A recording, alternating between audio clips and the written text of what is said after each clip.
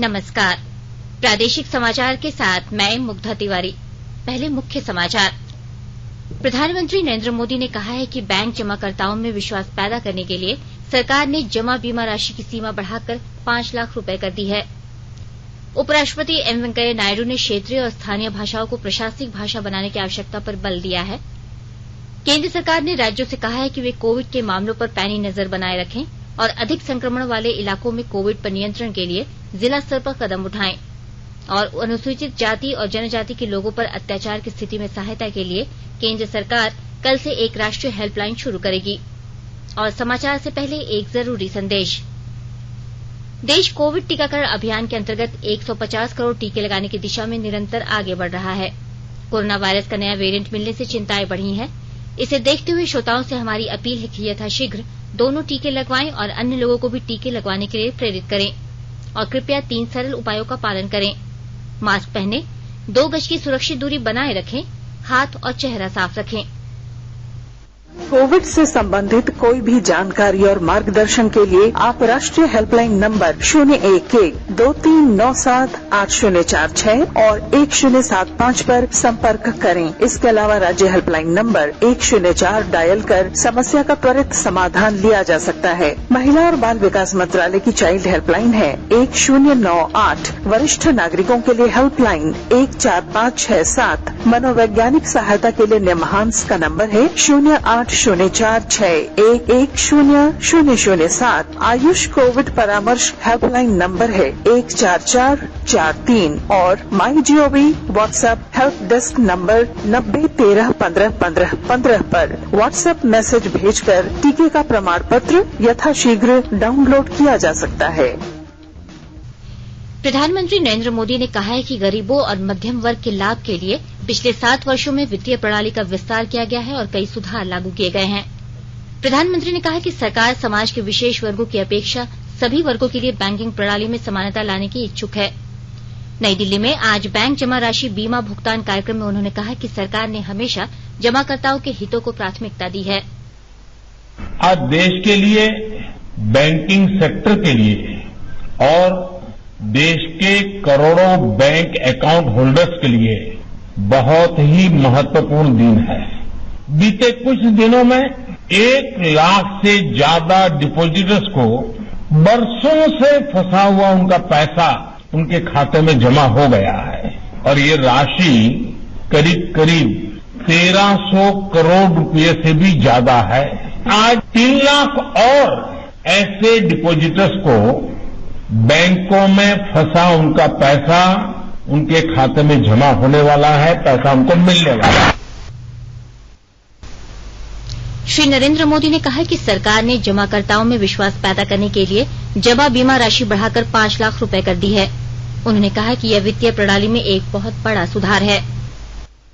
गरीब की चिंता को समझते हुए, मध्यम वर्ग की चिंता को समझते हुए हमने इस राशि को 1 लाख से बढ़ा करके 5 लाख रुपया कर दिया। यानी आज की तारीख में कोई भी बैंक संकट में आता है तो डिपोजिटर्स को, जमाकर्ताओं को 5 लाख रुपये तक तो जरूर वापस मिलेगा। पहले जहां पैसा वापसी की कोई समय सीमा नहीं थी, अब हमारी सरकार ने इसे 90 डेज 90 दिन यानी कि 3 महीने के भीतर ये करना ही होगा, ये कानूनन तय कर लिया।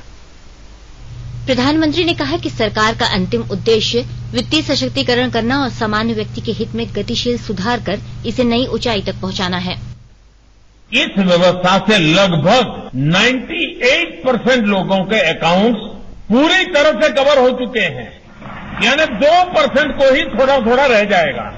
98% लोगों का जितना पैसा उन्होंने है वो सारा कवर हो रहा है। ये जो हम निर्णय कर रहे हैं इससे 76 लाख करोड़ रुपए पूरी तरह इंश्योर्ड है।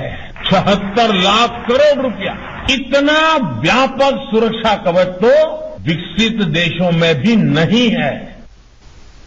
इस अवसर पर वित्त मंत्री निर्मला सीतारमण ने कहा कि आज का दिन देश के बैंकिंग इतिहास और जमाकर्ताओं के लिए बहुत महत्वपूर्ण है। उन्होंने कहा कि जमाकर्ताओं के हितों को सर्वोपरि रखा गया है। रिजर्व बैंक के गवर्नर शशिकांत दास ने कहा कि बैंक की सभी नीतियों और कार्यों का दिशा निर्देशक सिद्धांत है जमाकर्ता प्रथम। उन्होंने कहा कि जमा बीमा राशि का भुगतान अंतिम उपाय होना चाहिए। उपराष्ट्रपति एम वेंकैया नायडू ने क्षेत्रीय और स्थानीय भाषाओं को प्रशासनिक भाषा बनाने की आवश्यकता पर बल दिया है। उन्होंने विश्वविद्यालयों और शैक्षणिक संस्थाओं से भारतीय भाषाओं का संरक्षण करने और शोध को इस प्रकार आगे ले जाने को कहा है जिससे संस्कृति और परंपराओं का संरक्षण हो सके। रक्षा मंत्री राजनाथ सिंह ने आज स्वर्णिम विजय दिवस पर्व का शुभारंभ किया। 1971 के युद्ध में भारत की ऐतिहासिक विजय और भारत बांग्लादेश मैत्री के 50 वर्ष पूरे होने के अवसर पर नई दिल्ली में इंडिया गेट पर 2 दिन का यह समारोह आयोजित किया गया है। रक्षा मंत्री ने कहा कि सरकार का उद्देश्य किसी भी स्थिति से निपटने के लिए सेना को तैयार रखना है। भारत इस दिशा में तेजी से बढ़ रहा है। श्री राजनाथ सिंह ने कहा कि 1971 के युद्ध ने हमें नियोजन, प्रशिक्षण और मिलकर लड़ने का महत्व सिखाया है। रक्षा मंत्री राजनाथ सिंह ने कहा कि 1971 का युद्ध सेना के तीनों अंगों के बीच समन्वय का बेहतरीन उदाहरण है। उन्होंने भारतीय सेना के प्रत्येक सैनिक की बहादुरी और बलिदान को नमन किया और कहा कि देश के वीर सपूतों की बदौलत भारत ने यह युद्ध जीता। रक्षा मंत्री ने कहा कि देश इनके बलिदान को हमेशा याद रखेगा। अमृत महोत्सव के तहत आकाशवाणी के साप्ताहिक क्विज में आइए आप भी शामिल हो। आजादी के 75 वर्षों का पर्व अमृत महोत्सव प्रत्येक बुधवार शाम 7 बजे प्रसारित होने वाले प्रादेशिक समाचार के दौरान पूछे गए प्रश्न का सही उत्तर देने वाले प्रथम 10 प्रतिभागियों में से लकी ड्रॉ द्वारा चुना हुआ एक प्रतिभागी इनाम का हकदार होगा। इसके लिए सुनते रहें आकाशवाणी रांची का प्रसारण।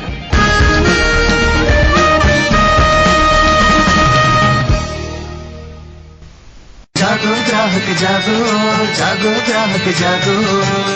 आजादी का अमृत महोत्सव के लिए सभी उपभोक्ताओं को शुभकामनाएं।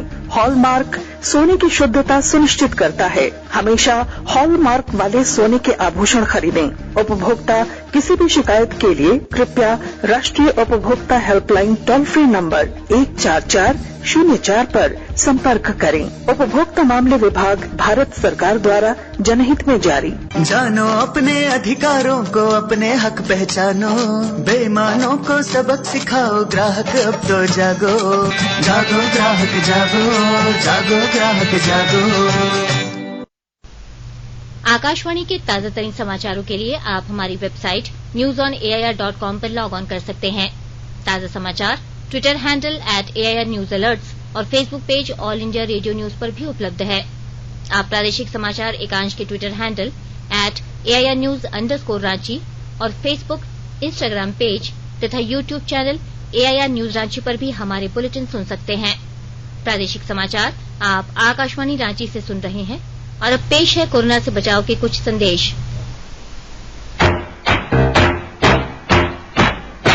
चलो मिलकर एक शुरुआत करें, चलो एक फैसला आज करें, मास्क नहीं तो टोकेंगे, कोरोना को रोकेंगे। चलो एक वादा करते हैं, चलो एक वादा करते हैं, मास्क नहीं तो टोकेंगे, कोरोना को रोकेंगे। भारत सरकार द्वारा जनहित में जारी। कोविड-19 से बचाव और सुरक्षित रहने के 3 उपाय। मास्क लगाएं, 2 गज दूरी है जरूरी, सुरक्षित दूरी रखें, हाथ और मुंह साफ रखें। झारखंड राज्य की स्थापना एवं सरकार के 2 साल पूरे होने के उपलक्ष्य में 16 नवंबर से 29 दिसंबर के बीच आयोजित होगा आपके अधिकार, आपकी सरकार, आपके द्वार। इस कार्यक्रम के तहत राज्य सरकार की महत्वपूर्ण योजनाओं का शुभारंभ, नई परियोजनाओं का शिलान्यास, पूर्ण हो चुकी योजनाओं का उद्घाटन तथा नियुक्ति पत्र या परिसंपत्ति का वितरण किया जाएगा। कंबल का वितरण, किसान क्रेडिट कार्ड के लिए आवेदन प्राप्त करना, कोविड टीकाकरण की सुविधा, असंगठित क्षेत्र के श्रमिकों का ई-श्रम पोर्टल पर निबंधन करवाने के साथ ही पर्यटन, कला, संस्कृति, खेल कूद के कार्यक्रम आयोजित करना है। हेमंत सरकार आएगी आपके द्वार, लेकर एक नेक प्रयास, पहुंचेगा जनता तक सभी सुविधाओं का लाभ। सूचना एवं जनसंपर्क विभाग, झारखंड सरकार द्वारा जनहित में प्रसारित। प्रादेशिक समाचार में आपका एक बार फिर स्वागत है। केंद्र सरकार ने राज्यों से कहा है कि वे कोविड के मामलों पर पैनी नजर बनाए रखें और अधिक संक्रमण वाले इलाकों में कोविड पर नियंत्रण के लिए जिला स्तर पर कदम उठाएं। राज्यों के मुख्य सचिवों और प्रशासकों को लिखे पत्र में केंद्रीय स्वास्थ्य सचिव राजेश भूषण ने कहा कि किसी भी जिले में कोरोना संक्रमित लोगों की संख्या बढ़ने पर तुरंत कार्रवाई की जानी चाहिए।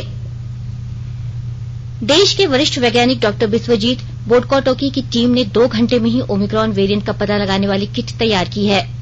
डॉक्टर बोडकोटोकी भारतीय आयुर्विज्ञान अनुसंधान परिषद की डिब्रूगढ़ क्षेत्रीय इकाई में कार्यरत हैं। वर्तमान में ओमिक्रॉन वेरिएंट का पता लगाने में न्यूनतम 36 घंटे और संपूर्ण जीनोम सीक्वेंसिंग के लिए 4-5 दिन लगते हैं। आंतरिक पुष्टि से पता चला है कि परीक्षण 100% सटीक है। राष्ट्रव्यापी टीकाकरण अभियान के तहत देश भर में अब तक 132 करोड़ 93 लाख से अधिक कोविड रोधी टीके लगाए जा चुके हैं। स्वास्थ्य मंत्रालय ने बताया है कि पिछले 24 घंटे में 89 लाख से ज्यादा टीके लगाए गए। देश में स्वस्थ होने की दर 98.36% है। लातेहार जिले में इन दिनों कोविड टीकाकरण पर विशेष जोर दिया जा रहा है। स्वास्थ्यकर्मी सुदूरवर्ती क्षेत्रों में दौरा कर योग्य व्यक्ति की तलाश कर रहे हैं और उन्हें टीका लगा रहे हैं। और ब्यौरे के साथ हमारे लातेहार संवाददाता। लातेहार जिले में 3 दिवसीय कोरोना टीकाकरण महाअभियान चलाया जा रहा है। पिछले दिनों प्रधानमंत्री नरेंद्र मोदी ने लातेहार उपायुक्त अब्बू इमरान को टीकाकरण अभियान में तेजी लाने का निर्देश दिया था। उसके बाद उपायुक्त के निर्देश पर टीकाकरण की रफ्तार बढ़ा दी गई है। स्वास्थ्यकर्मी खेत खलिहान तक पहुंचकर टीकाकरण कर रहे हैं। वहीं रात्रि में भी टीकाकरण अभियान चलाया जा रहा है। उपायुक्त अब्बू इमरान ने बताया कि कोविड-19 के नए वेरिएंट ओमिक्रॉन व तीसरे लहर की संभावना को लेकर 100% टीकाकरण कराने के लिए जिला प्रशासन प्रतिबद्ध है। 3 दिवसीय अभियान 13 दिसंबर तक चलेगा। उपायुक्त ने सिविल सर्जन को कार्य योजना बनाकर सभी छूटे हुए सुयोग्य व्यक्तियों को टीकाकरण करवाने का निर्देश दिया है। उन्होंने कहा कि प्रतिदिन कम से कम 10,000 लोगों का टीकाकरण करें। उन्होंने जिले के सुदूरवर्ती प्रखंड महुआडांड़ एवं गारू में भी टीकाकरण बढ़ाने की विशेष प्रयास करने का निर्देश दिया है। संजय कुमार तिवारी, आकाशवाणी समाचार, लातेहार। भाजपा के वरिष्ठ नेता और पूर्व मुख्यमंत्री बाबूलाल मरांडी ने कहा है कि झारखंड सरकार विपक्ष की आवाज को दबाना चाहती है। उन्होंने राज्य सरकार पर आरोप लगाया है कि हेमंत सरकार भाजपा सांसद और कार्यकर्ताओं पर फर्जी मुकदमे दायर कर रही है। श्री मरांडी गिरिडीह जिले के मधुबन में भाजपा के 3 दिवसीय प्रशिक्षण के दूसरे दिन पत्रकारों से बात कर रहे थे। श्री मरांडी ने कहा कि प्रशिक्षण का उद्देश्य पार्टी के कार्यकर्ताओं को वैचारिक रूप से मजबूत बनाना है। प्रशिक्षण सत्र को बोकारो विधायक विरंची नारायण ने भी संबोधित किया। सिमडेगा की पूर्व विधायक विमला प्रधान ने कहा है कि प्रधानमंत्री नरेंद्र मोदी द्वारा काशी विश्वनाथ धाम के सौंदर्यीकरण कार्य का लोकार्पण किया जाएगा। यह झारखंड वासियों के लिए प्रसन्नता और गौरव की बात है। उन्होंने कहा कि प्रधानमंत्री के लोकार्पण से दिव्य काशी भव्य काशी का सपना पूरा होगा। सरायकेला खरसावां जिले के कांड्रा थाना क्षेत्र अंतर्गत कांड्रा बाजार में आज दोपहर बेकाबू ट्रक की चपेट में आने से एक युवक की घटनास्थल पर ही मौत हो गई। मृतक चांडिल थाना क्षेत्र के चावलीवासा का रहने वाला है। मौके पर स्थानीय लोगों के सहयोग से ट्रक को पुलिस के हवाले कर दिया गया। उधर सिमडेगा जिले के बानो थाना क्षेत्र स्थित गोर्रा गांव में धान कूटने वाली मशीन में साड़ी फंस जाने के कारण एक 65 वर्षीय महिला की मौत हो गई। केंद्र सरकार द्वारा अनुसूचित जातियों और जनजातियों पर अत्याचार की स्थिति में सहायता के लिए कल से एक राष्ट्रीय हेल्पलाइन शुरू की जाएगी। केंद्र सरकार के सामाजिक न्याय और अधिकारिता मंत्रालय द्वारा शुरू की जाने वाली इस हेल्पलाइन का उद्देश्य अनुसूचित जाति और अनुसूचित जनजाति अत्याचार रोकथाम अधिनियम का उचित क्रियान्वयन सुनिश्चित करना है। 24 घंटे काम करने वाली इस टोल फ्री हेल्पलाइन का नंबर है 14566। यह सेवा हिंदी, अंग्रेजी और राज्यों तथा केंद्र शासित प्रदेशों की क्षेत्रीय भाषाओं में उपलब्ध होगी। अंत में मुख्य समाचार एक बार फिर। प्रधानमंत्री नरेंद्र मोदी ने कहा है कि बैंक जमाकर्ताओं में विश्वास पैदा करने के लिए सरकार ने जमा बीमा राशि की सीमा बढ़ाकर 5 लाख रुपए कर दी है। उपराष्ट्रपति एम वेंकैया नायडू ने क्षेत्रीय और स्थानीय भाषाओं को प्रशासनिक भाषा बनाने की आवश्यकता पर बल दिया है।